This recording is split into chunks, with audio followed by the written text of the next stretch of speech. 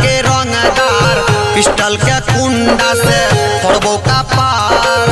बोल भी बेसी देबो गर्मी उतारी रे खरे खरे देबो तोरा बांस खोचारी रे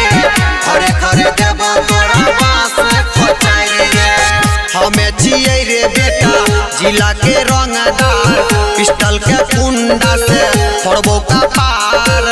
बोल भी बेसी देबो गर्मी उतारी रे खरे खरे देबो तोरा बांस खोचारी रे खरे खरे देबो तोरा बांस खोचारी रे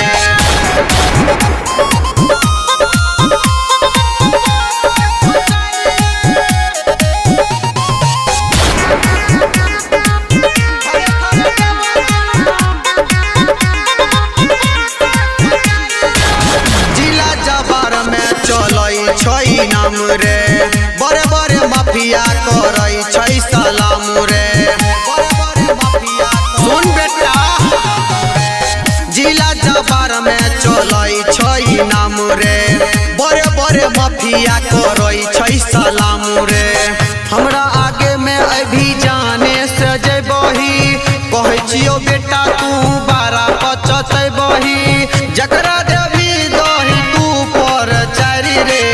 खरे खरे देबो तोरा बांस खोचारी रे खरे खरे देबो तोरा बांस खोचारी रे